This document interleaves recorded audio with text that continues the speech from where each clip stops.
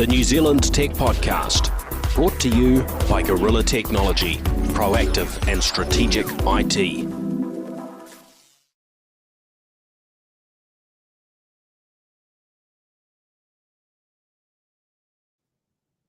Hey folks, greetings and welcome along to the New Zealand Tech Podcast. I'm your host, Paul Spain, and very nice to be joined today by Renee Mateparae. How are you? Great, Paul. Thanks for having me. Great to have you back again. It's been a little while since we've had you in the Podcast NZ studios. It definitely has. Glad to be back. Yeah. Now, maybe you can remind listeners where you fit into this big wide world of technology and innovation here in New Zealand. Yeah, where I fit into the technology landscape. So I work currently at Spark New Zealand, and I work in the technology team looking at our future connectivity options for New Zealand. So my team are working on all of our wireless networks, so 4G network, the rollout of 5G. And we've got some super exciting trials in that space. We also look after a lot of the big infrastructure programs that we've got, building out connectivity for New Zealand and how we can handle the ever increasing demand for data, and also our Internet of Things business, which is super exciting as well. So in short, I get to work on all the cool stuff at Spark and bring new future tech. That is very, very nice and nice position to be in. I'm sure there'll be a few people that say that they're doing cool stuff that you're not involved in. But I'm sure. You've got quite a, there's a lot that goes on at Spark, isn't there? Yeah, definitely. But certainly the connectivity piece is just so important, because without it, we're often completely hamstrung and not able to do things. Yeah, I think COVID really highlighted our dependence on digital communications, right? Yeah, definitely. Well, definitely keen to come back and delve into what you're doing with mmWave, because that's the trial you've been working on and that you've announced in the last few days. So we'll come back and onto that and to hear a bit about what else is going on network-wise. But we'll jump into the other news too. Now, I guess something that caught my attention over the last few days was this announcement around what I think the headline referred to as tech giants signing a pact to tackle digital harm. That was certainly how it was headlined by Newsroom, and it was really highlighting this agreement that's come into place through a number of players, sort of Meta, Facebook, Google, with YouTube, TikTok, and Twitch and Twitter. So with them sort of agreeing to this pact that's been put in place by NetSafe and NZ Tech, and when I read this, I thought, wow, this sounds like a good idea, and I was sort of joining up some dots, because in a day or a few days prior to that, there was an article from Stuff that was talking about one of the topics we've talked about on the podcast before, which is these RAM raids. And the mainstream media have been very interested in the RAM raids, and is it technology's fault that they're happening, and is sort of driving this kind of continuous wave of RAM raids that have been really promoted, I guess, through the likes of TikTok, as videos have gone out and then have become quite viral. Yeah, this culture of sharing. Yeah. Yeah. And so I'm pretty sure it was Stuff, and what they indicated is they put in a sort of an Official Information Act request, and they'd got this information back from police that highlighted that the police had got hold of TikTok and said, can you take this particular bit of content down, because it's promoting something that actually falls outside of the terms of TikTok, and in terms of what was going on, and damaging property and so on. And the police had got nowhere with it. It was just basically ignored. And then Stuff send a message off to TikTok saying, why did you ignore this request? And within a few hours, the Miraculously. content has disappeared, and then we see this agreement coming into place very soon thereafter. So, whilst what we've seen since is a couple of other parties, including Internet NZ, have come in and said, no, this agreement is, I don't know, paraphrasing a little bit, but a sham, and it's something to stop the government from putting legislation into place.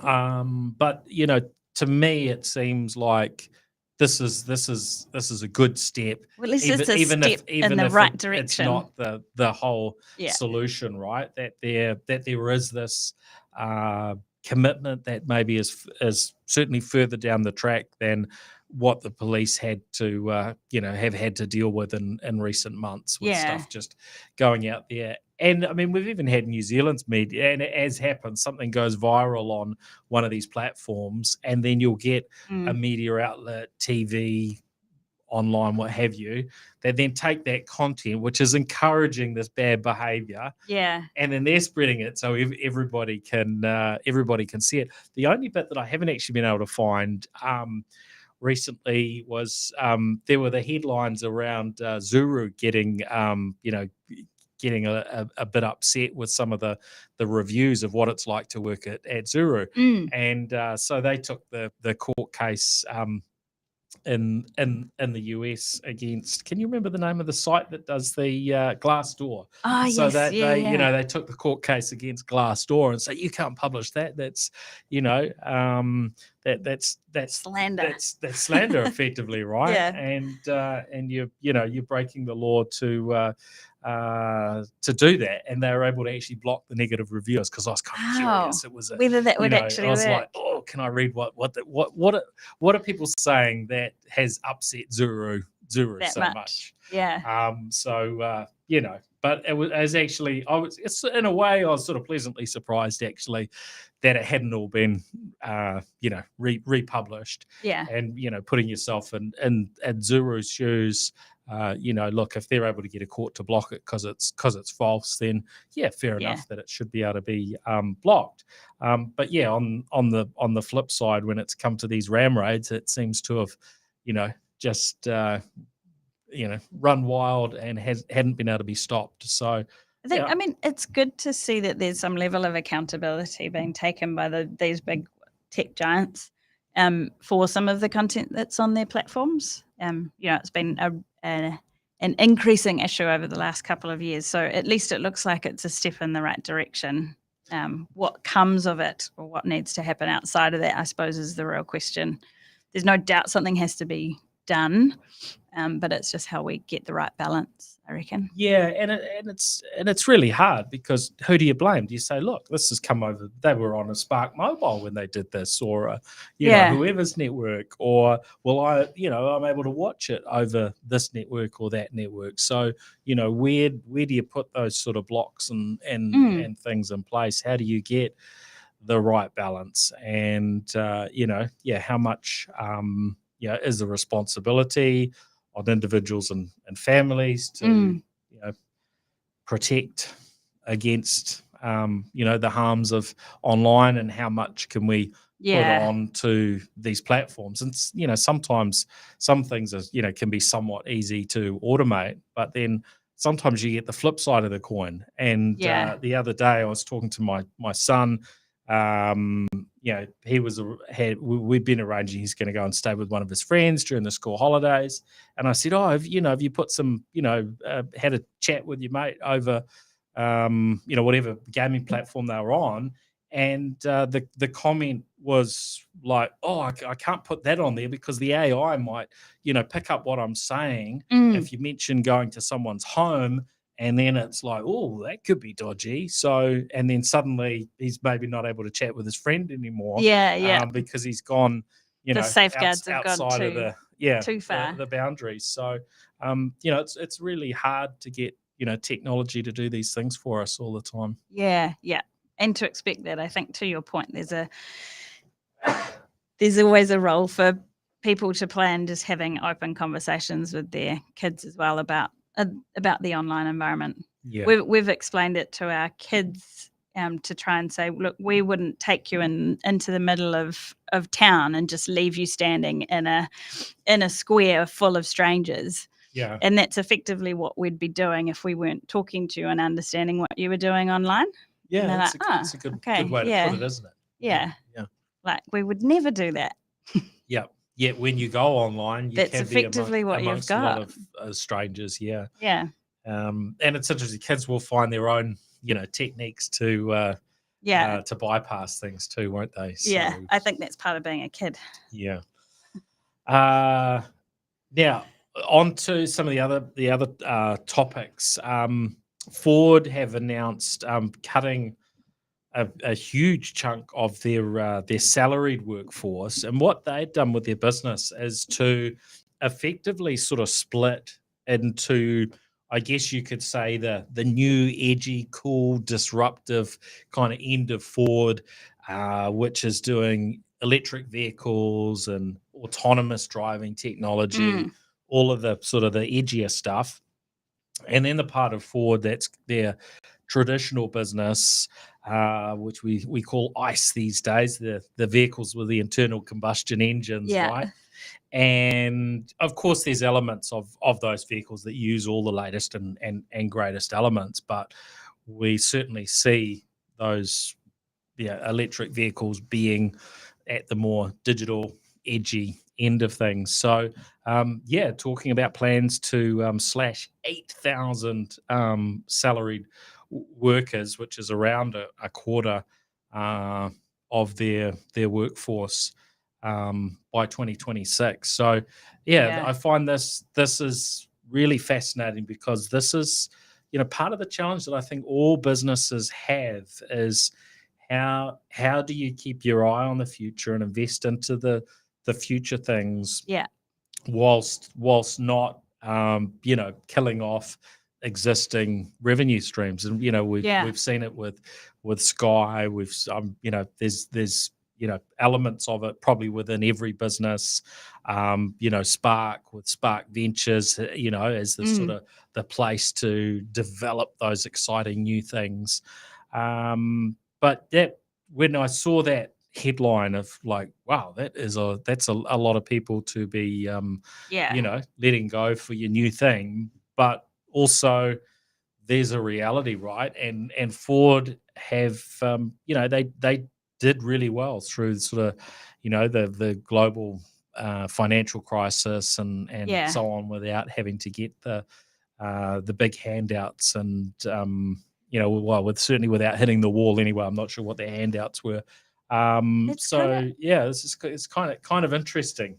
Yeah, it was kind of, I was scrolling through the article and trying to see, you can understand them cutting work on one side on the legacy part of the business, but it doesn't then cover off how many staff they're adding on the new side.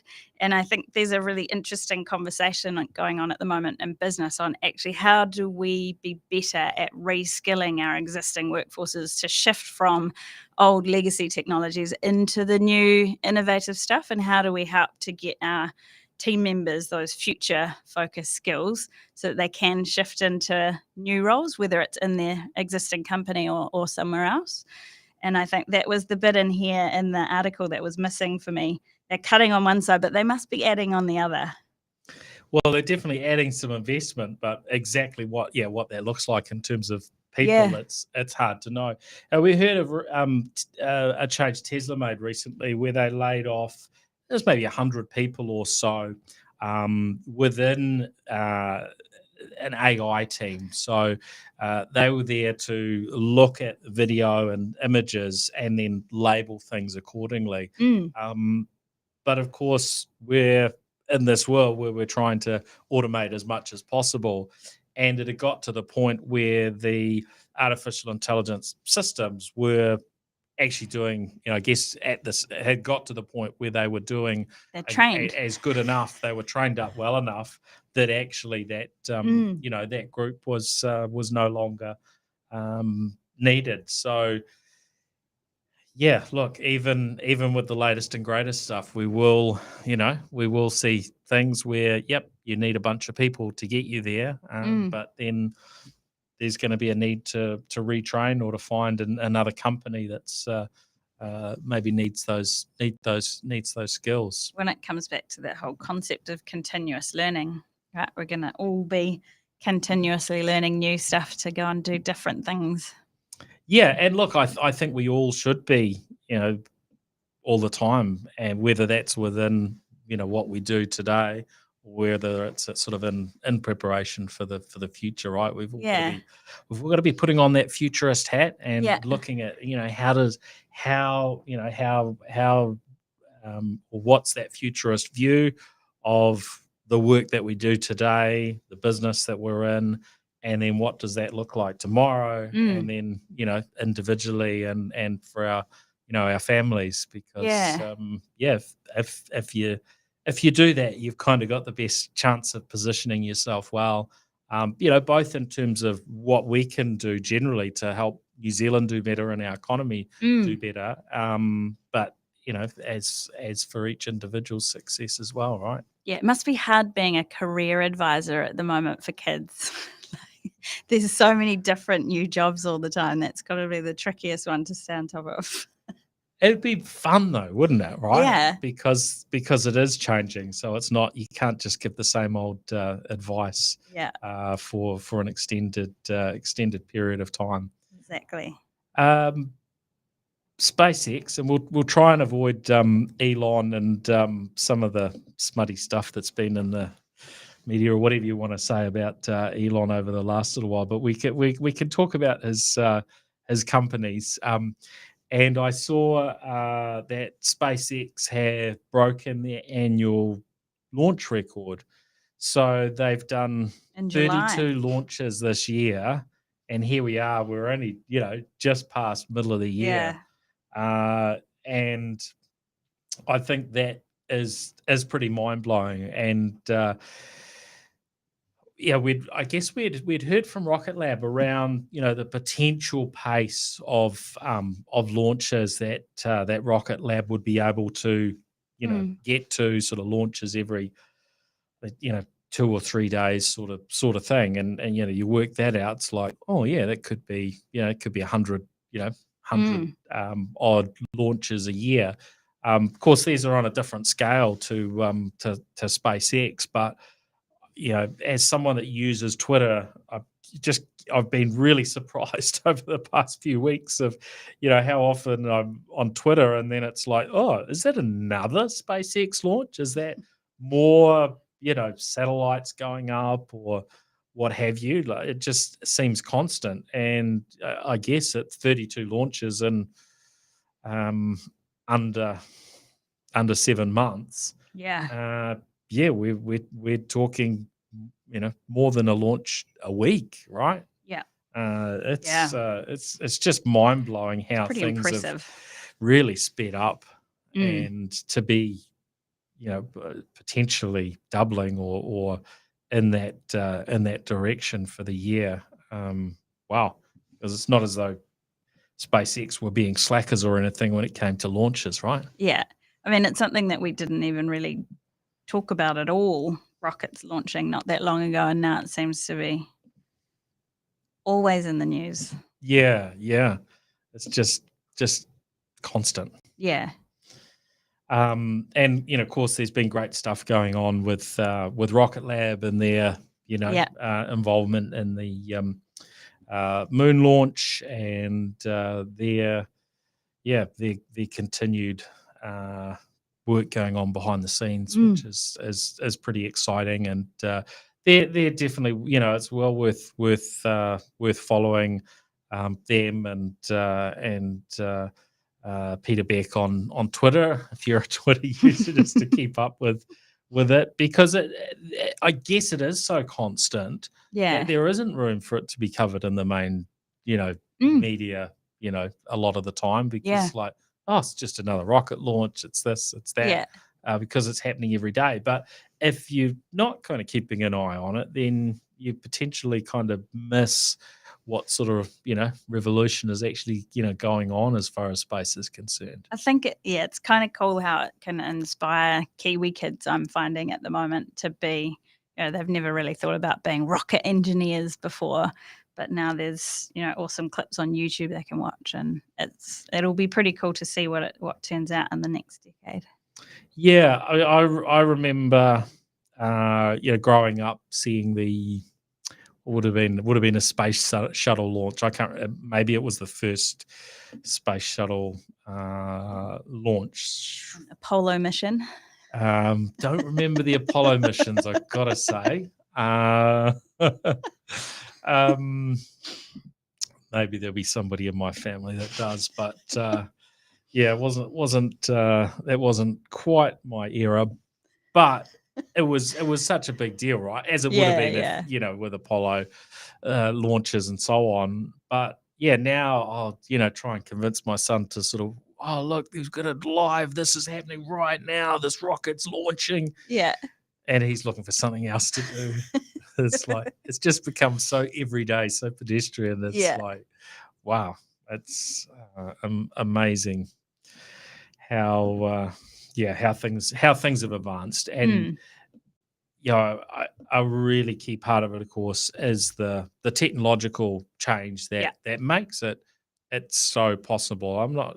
Easy is probably not the right word, because you look at what Rocket Lab has achieved, and you look at all the other companies, and there are a lot of them around the world that are trying to do things in space. Yeah. And most of them aren't doing very much in space at all. And yet, Rocket Lab, it just continues to. SpaceX can continue to. The Chinese are really moving forward in terms of the things that they're doing and their own space station and so on. So it's like, there are a few areas where there is incredible success and innovation. And yes, we can say the technology makes it quicker, easier, cheaper, but it's still really hard, right? Yeah, you certainly can't underestimate that. I also saw that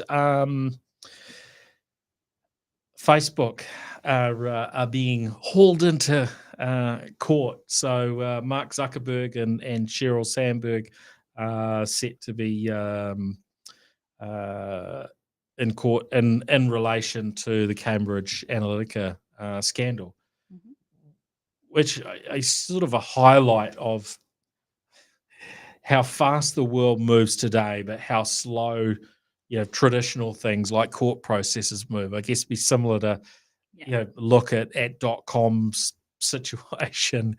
I mean, that was when did he get arrested? I think it was in the very early days of the New Zealand Tech Podcast. Maybe maybe we were a year old or something, and there was this big thing at the .com mansion for their new thing, and that was a period of time on from the arrest. So courts move very, very slow, and when you kind of think about that, how does that work in a world which is actually moving really, really quickly? It's brings us to these challenges like what we were talking about at the beginning. That kind of agreement of the social media and online firms sort of agreeing to a code of conduct, and it sort of with that pace, it does bring you back to, well, actually there is some wisdom to having some interim steps to law changes and so on when we know legislation how catches up. Slow these things happen, right? Yeah.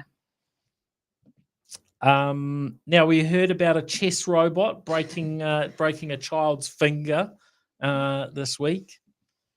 Is this the future that we should all expect as everything becomes definitely not robotic? Definitely not. I think that was a really interesting article, and it shows the limits that there still are around robotics and how they interact with people, and making sure that you've got the right health and safety measures in place, for sure. Very unfortunate situation. Yeah, I was kind of curious when I read the headline, like, okay, robotic chess player. How would Thinking that work? One of those doomsday films. Probably got a yeah. It wasn't quite that though. No, well, you've basically got this, robot arm that can pick up chess pieces and move them around, and well, if you end up with putting your hand out and getting sort of caught in this pretty pretty dumb robot mechanism. Like Mm. obviously there's an element of AI to the game playing, and there's an element of AI to a robotic arm, but it looked more like the sort of arm that you see in a factory, not Yeah. like a person's arm, right? So you want to stay clear of that while it's doing its job, just as you would if you're in a Tesla factory or any other big I was factory going to where there are say, computers doing yeah. their work, right? In factory, I mean, they're still trying to work out in industry how you can create safe spaces where you can have robots and people kind of co-working or working in the same spaces. And there's got to be lots of rules of engagement almost around how different people interact and where you can go and can't go. Is one of the emerging use cases around 5G is that industrial IoT and helping to improve the analytics that sit behind the robotics so that they can use AI to detect things like a kid's finger getting in the way so that they can have a safety to cut it off. And it is that advancement of technology to cut the robot off. Okay, just checking. to just stop the checking what your robot. intentions Very were there. good point. Poor use of language. Yeah, look, I mean, it is fascinating, and depending on the use cases, we will kind of see probably a whole variance of sort of safety levels. I remember going through factories for Huawei and Oppo in China, and the Huawei one, they really wanted to. It was kind of a demonstration of what robotics could do. So they had 90% of the process was automated and robotic, and they were very proud of that because at that time anyway, the percentage that was automated of an iPhone factory was much lower. So it was sort of their way of showing, hey, we're at the forefront sort of thing. And there were 10, 12 people involved as well, but most of it was robotics. But one of the robots was a little sort of wheeled machine that would come around and I think would maybe collect the boxes full of phones once they'd been filled up. And of course, having that kind of interest, what happens if you stand in the way of the robot? And of course it's like a operational autonomous vehicle. It grinds to a halt rather than crushing you and destroying you. Well, that's good. Which was quite pleasing. Otherwise, I wouldn't be I think that's here probably today. what they were hoping would happen.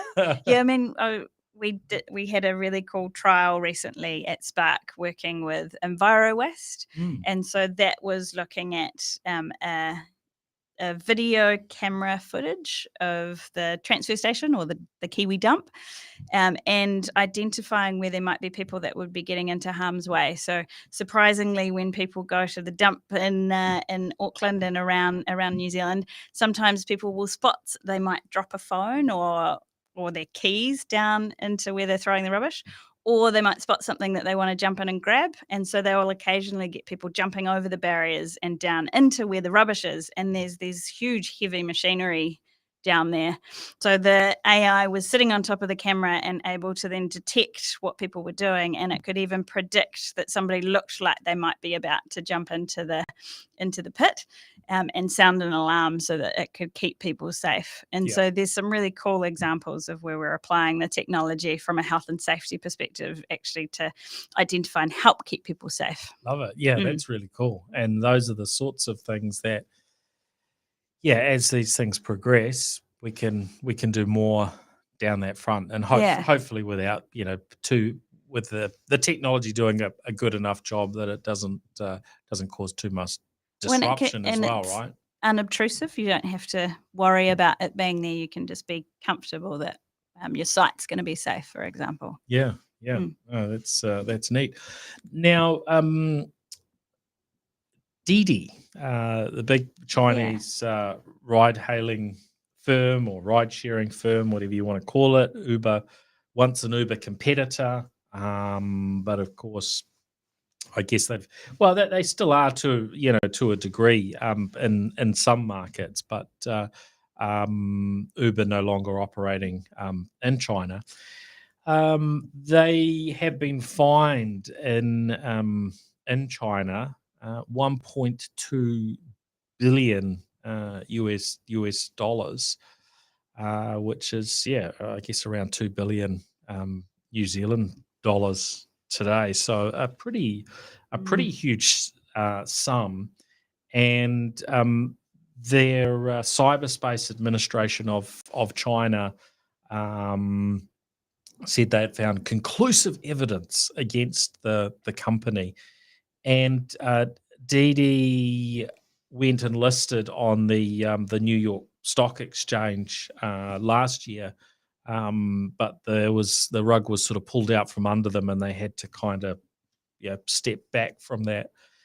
And I just find some of these things that are going on, it's really hard to work out how much of this is sort of political and a bit of a warning to a company of, look, we want you to operate within certain constraints that kind of, suit from a political perspective, that suit the Communist Party. And how many of these things are actually, genuinely companies that are doing really really dodgy stuff. And I guess they've not only been fined, but they were they had to pull their app from app stores in China and so on. So pretty messy situation for Didi, which as an innovative technology company, well, that's do a few of these sort of things, and you can soon destroy a firm, can't you? Yeah, I mean, there's sort of two sides to it, right? The cybersecurity is just becoming increasingly a non-negotiable for companies to take really seriously, and certainly that's been highlighted over the last couple of years around the need to get the right advice in the cybersecurity space. Make sure that you're talking to the right people, but then it also just highlights the geopolitical environment at the moment, right? There's so many things going on in the world that nothing's clear cut these days. Yeah, and I mean we've seen a bit more online over the past sort of week or so around Huawei in the US, and there's been a bit of new information sort of that's come out there suggesting that Huawei were sort of investing over and above what you might expect to put infrastructure into certain rural locations in the US that maybe happen to line up with where military installations were, and even some references back to US nuclear capabilities. So it's a pretty complex field to understand exactly where these things cross over. Yeah. And who can you trust? Well, kind of nobody, right? Because we see whether it's US, where we're talking about cybersecurity. They had a firm that was outsourced to capture license plate information at the borders, and AI to kind of read that information. And that's quite important from a security standpoint, that, well, if you're collecting all sorts of information about where different vehicles are at a particular time, that shouldn't just be wide open, but it was. And then we've heard similar situations with China and government front. So we can't trust our governments, we can't trust private firms. It's I'm sure we can. It's a big challenge. I think there's two sides to technology, right? There's the tricky side where it can be used for nefarious means, but then there's also the side where it helps to make lives so much simpler and easier. Like the license plate example, it's awesome that I can drive into the car park and I don't even need to get a ticket now because it recognizes my license plate and it knows how long I've been there. Yep. That just makes life so much more seamless. So, And you love how I'm that's focusing tied on back that to stuff the. at the moment. Sorry, I was going to jump in and say, you love how that keeps track of exactly what hours you're in work or somewhere or not, and I you know, get there's pinged always when a you haven't been bad there side. enough. Yeah. No, it's interesting. I was reading around. I think it was as Tesla, where they've been sort of encouraging people to come back to work, but maybe encouraging might be a softer word than some of Elon's commentary. And I was like, well, how do they figure that out? And then I read that they were looking at, staff basically swiping in and out of the office as the kind of the automated way to do it. So I guess, Yeah. all of these things have, they can have an upside, but it's also, can you, The ethics around it, I think. Yeah. how do you get that balance right and without making people sort of feel uncomfortable about the data you're collecting or how you use it? Yeah, it's a very real situation that we have to make sure we're open about. Yep. But as you said, lots of good, and the car parking type stuff that's very, very handy. And was it Zed, where you can turn up, and if you're using their app and you've got your number plate in there, you can have it automatically dispense fuel if your vehicle turns up or somebody else turns up with a copy of your number plate stuck over theirs. Then don't give people ideas. If you walk into the Kori Lounge and you can get sent a notification to order your coffee. Yeah. All of these good things. There are lots of good things. Yeah. We just have to keep our eyes and ears open to the risks, don't we? Yeah. Another front with China, we've been hearing a little bit around the sort of autonomous vehicles and autonomous taxis in China, and there's been a bit out and about over the last few days from Baidu, big sort of tech giant in China, showing off their next vehicle, which is going to be joining their autonomous taxi fleet. And what are they calling it? The Apollo RT6. And the comment is that it has the road skills of a driver with 20 years experience. Now, of course, there's a couple of ways Back of to the Apollos. taking that. Like, somebody with 20 years experience. Well, after 20 years, some people maybe get a little bit lazy and sort of following the road rules. Hopefully not that one. Others would say, well, when you're a little bit newer and cautious, it's better. I guess the gotcha for me was that it sounds like it's maybe a year away for this particular tech to hit the street, second half of 2023. That still seems pretty early to have a fully autonomous vehicle cruising around the streets, right? Robo taxi. They're talking about a small scale trial at that time. Yeah. So they sort of talk it up, and the photos and the picture of where there's, the steering wheel's been taken away from the vehicle, and it sounds really neat.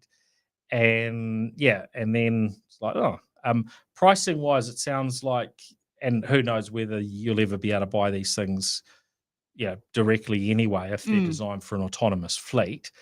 This particular one, the Apollo RT6, looks around 60,000 New Zealand dollars as a kind of ex-tax price of maybe it's 70K and get it to New Zealand sort of thing, and then probably wouldn't quite know what to do on our roads, but 8 LiDAR sensors and varying other things, 12 cameras. So ultrasonic sensors, fascinating to sort of see the different approaches. You've still got Tesla and a number who are still down this track of just need cameras. That's how humans drive, is by vision. You don't need a whole lot of other sensors. And then you've got others who are very much down the track of LiDAR. When the price of the vehicle could be, that sort of price 70,000 New Zealand dollars. If you can do that and have 8 LiDAR and 12 cameras, ultrasonic sensors, what they call a wave radar, if you can have all of that in a vehicle, in a $70,000 vehicle, and it is kind of interesting that there's maybe so much effort by Tesla not to do that. Now, understandable when each LiDAR might have cost you $10,000 US. There's no way you could have had 8 LiDARs, but the price of technology comes down. So, well, I think the interesting thing in the autonomous vehicles is what you can do once you take away the need to drive the car, the stuff you can do inside it. And so seeing some of the concept vehicles that the automobile companies have got, how you just can completely rethink the inside of the car, because you've all of a sudden, you don't need to be sitting facing the road, for example. You can be sitting facing each other in the vehicle, and all of a sudden it just completely changes driving experience. Totally. Or having a nap, right? I'm still dreaming of, want to go somewhere, go down, fall asleep, and I guess it's a little bit like the perfect plane journey to another part of the world where sit down, have Jump a in meal, a pod. fall asleep, and then you wake up and you're on the other side of the world somewhere, right? So the equivalent at basically low cost of the standard vehicle, being able to do that around the country could be pretty cool. We have a variation of that sort of buses that you can, you can sleep on, or have intercity type things. But there we go. Now there were a couple of other things I was hoping to drill into. Maybe we'll just cover one more, and then keen to get an update from what's happening in the Spark world and talk about millimetre wave. But there was news around a GPS tracker unit that's available for around 30 New Zealand dollars, and apparently there are hundreds of thousands of these things, or of customers for this particular unit called Microdus MV720. It's a very low cost unit, so that's why there's lots of customers. Apparently about 1.5 million units of them out there, used in just about every country in the world, and across everything from just consumer use to law enforcement, military, and government use. But it's turned out that people should stop using these units immediately, because they're able to be easily controlled by hackers, and they get used to control vehicles. So scenario where someone takes control of this tracker and then messes with locations, cuts off fuel to a vehicle, or disarms alarms and other bits and pieces. Quite an alarming story. Yes, some lessons there around where you source products from, and making sure that look, sometimes it makes sense to be using very low cost technology, but you've also got to keep a track on where it is and how you're managing it, and what do you do when a vulnerability is found, because when it's a $30 unit, it's may well not sort of auto patch itself and auto update, or even able to be secured in any sort of way, which sounds like that's a situation here. Yeah, I think particularly in the Internet of Things space, when we're connecting more and more things, and also more and more critical things like power meters and water and stuff like that, you have to make sure that you're really, really clear on the security of the devices, and to your point, making sure that it can be upgraded as you need, as vulnerabilities are found. It's incredibly important. Yeah, and recognizing that something that you put in today might not last for a decade or a long period of time, and working that in. Now, tell us about millimeter wave. Now, this was, I guess, one of the areas of 5G that we heard about reasonably early on was millimeter wave, and this potentially the ability to give us huge amounts of bandwidth into I guess my initial impressions of it was millimeter wave is what we might see in the cities as a sort of a competitor to fiber broadband, able to deliver really high speeds in dense urban areas. But you've been doing a trial that's actually quite different to that. Very And different. Is this the first time that we've had a millimeter wave 5G technology sort of tested in New Zealand? Yeah, so this is the first time we've trialled millimetre wave. We're using test spectrum that we've loaned from the government so that we could test out some of its capabilities. Thank you, government. Yep, very much. And so 5G, when you roll it out, can be used across a whole range of spectrum. And generally the way it works, I'm sure lots of your listeners will know this, but the higher you get in frequency, the less far the signal will travel. And so millimetre wave is the highest frequency range for 5G. And actually 4G all sits down in sort of what we know as the mid and low band spectrum. Millimetre wave is up in the high band. So it goes really fast, but doesn't tend to travel that far. So what we trialled here was to look at, we were seeing some emerging use cases around long range use of millimetre wave in rural environments. And so we partnered with Nokia, who build a lot of our cell sites in the 5G space, to test out their new millimetre wave radio, and then also the external antennas that pick up the signal. And so we set up a site that had 2 sectors at Mouse Point in North Canterbury. And what we then did was drive tests to look at differing distances away from the site, what were the speeds that we could get. And we were really pleasantly surprised. So the peak speed that we saw was 2.4 gigabits per second, which is pretty fast. That's and that pretty was standard. 3 kilometres away from the site, which Okay. is great. Yeah.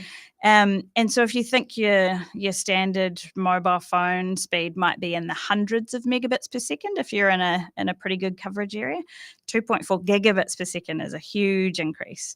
And then going further away, we also got just over 1 gigabit per second when you were getting 7 kilometres away from the site, which is a really long range. That's And awesome, so- because 7 kilometres, give or take, if I recall correctly, and it's been a while since I had to deal with a copper connection, but that was kind of about the limit for a ADSL connection, or certainly for a VDSL. I think VDSL connection, you'd be completely stuffed at that point, and you'd be struggling to get probably I don't know, you certainly wouldn't be getting 10 megabits per second, Yeah. let alone a gigabit over that sort of range. So it's pretty Yeah. cool.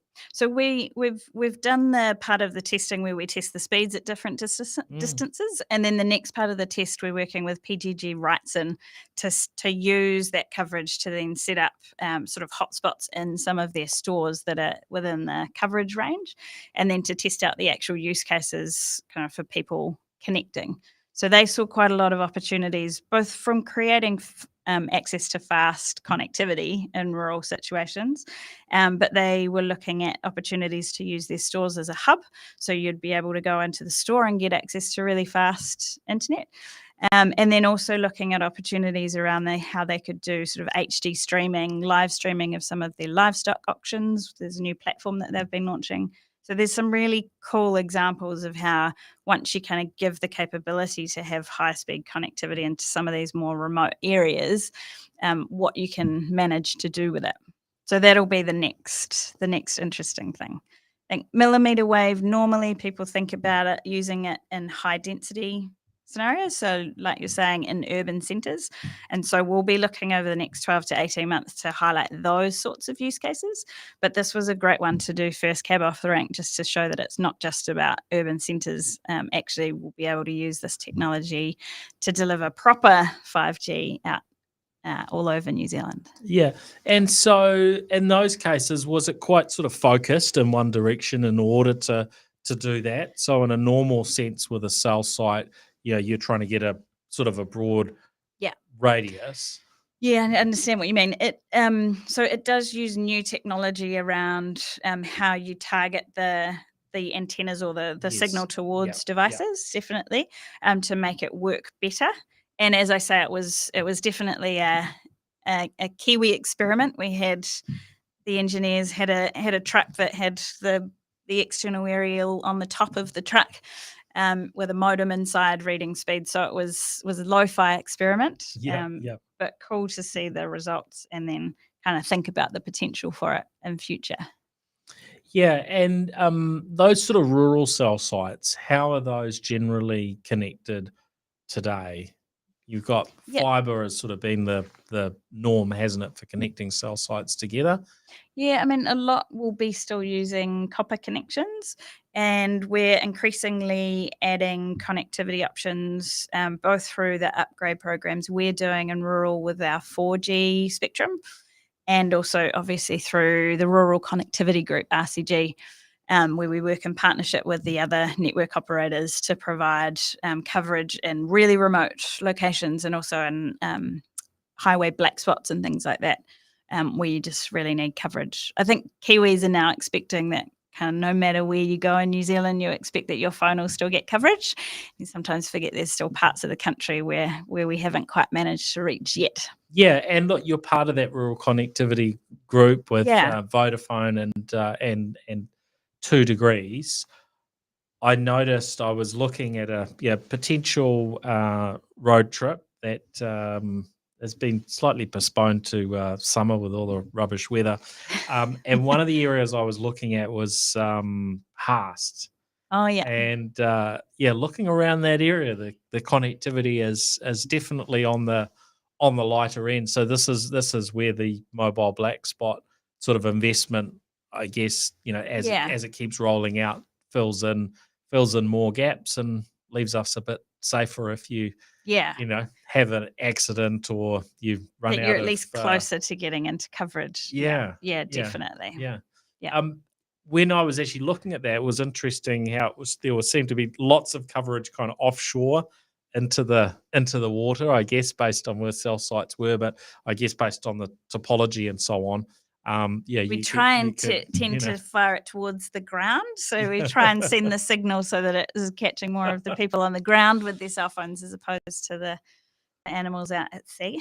Yeah, well, it was just interesting that it appeared to be a whole bunch of sort of coverage out at sea, but once you got much back from the shore in some of those areas, it was a bit variable. So that work continues. Now, I'm sure some folks will be a little bit curious, and this might not be sort of your area specifically, but I'm sure you know a thing or two about it. As the cell sites getting sold off, so how does that sort of how does that play out in the future with the towers sort of sitting under TowerCo basically?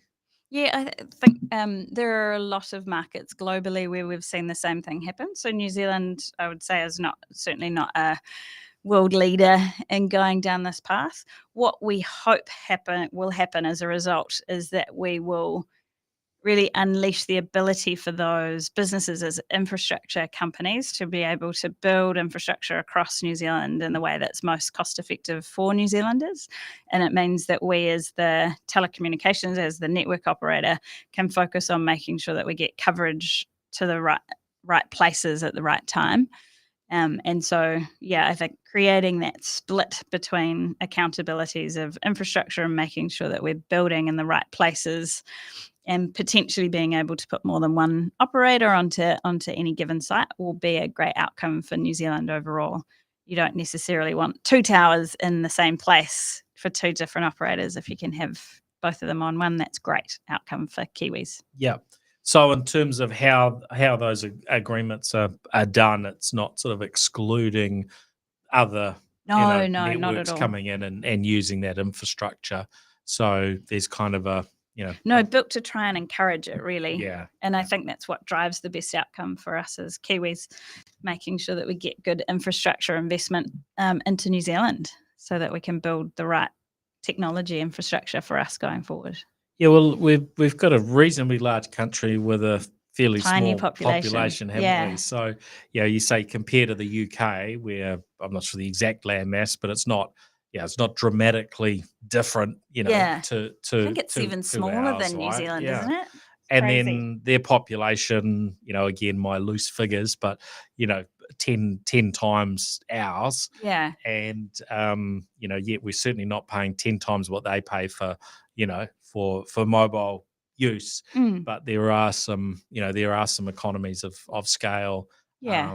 that other markets get. And Well, I think making these changes, if it ends up working well, then hopefully we end up with more for less. I'm sure Spark doesn't want it to be less, but well, no, I think these are the it's market factors, right? Prices It's a keep really going down. a really important thing. I mean, I was just sharing with you earlier today that I've just today come from an event that Spark ran, which was called an all-in event.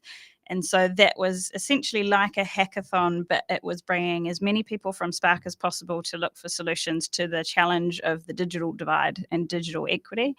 And so we are a country that has a massive landmass and not very many people, but we've got to make sure that all of the people across both motus have got equal or equitable access to technology. And unless we can help to try and address some of that digital divide, it'll just get bigger and bigger over time. So it's a pretty important thing to make sure that we're making the changes in our industry that are needed so that we can get the best economics for the country going forward, I think. Yeah, I agree. I think it's quite challenging in terms of what is the right way to go about doing that. And we are moving forward, though, it seems, and I think it's really cool that Spark put that energy and effort into solving some of these challenges. Yeah, I can't wait to see the ideas that come out of the day. Yeah. Oh, that's very, very cool. Well, it's been great to catch up again, Renee. Anything else you wanted to mention? No, I think that it's been really cool just talking about some of the future innovations that are coming. And we've got lots of exciting stuff on the slate over the next couple of months. So it's really, I feel very fortunate to be in the tech space at the moment in New Zealand, where we're starting to sort of stretch our muscles and push the boundaries a little bit and do things in the best interest for New Zealand overall. Yeah, definitely. It's certainly not a boring field to be in at the moment. There's lots going on, and hopefully we kind of we get things right in terms of predicting where things are heading, and we make positive moves that end up having an overall uplift for New Zealand in general, and make sure for stuff's more on that Kiwis across light the board. side of the coin, right? Yeah. The great side of technology. Yeah, well, I guess we have to talk and delve into those challenges so that we can have that awareness and address accordingly. You can't just kind of shut them out and pretend that that everything that happens with technology is all good and safe. But for me, I think you want to have as much focus as you can on what are the things that are going to bring that positive uplift from leveraging the latest and greatest of technology. But certainly without closing your eyes or ignoring the the risks on the getting flip the balance side, right. Yeah. Totally agree. Thank you for having me there. It's been fun. It's been great to catch up. So thank you again for being on the show. And thanks to our show partners that include Spark, Vodafone, 2 Degrees, HP, Gorilla Technology, Cyclone, and Aruba. So thanks everyone for listening in, and we'll look forward to catching you again next week. Of course, if you are about on a Tuesday afternoon, most weeks you will find there's a video live stream. So if you're listening to the audio podcast, then you can catch the live stream video across LinkedIn, YouTube, Twitter, Facebook. I think that's all of them. Or if you're watching the live stream now and you haven't caught the podcast, fire up your podcast app and you can get access to the audio episodes to listen to while you're commuting, exercising, doing the dishes, mowing the lawns, whatever it is. So yeah, hey, that's us. Thanks everyone. Thanks Renee. Thanks, Paul. Cheers. The New Zealand Tech Podcast, brought to you by Gorilla Technology, proactive and strategic IT.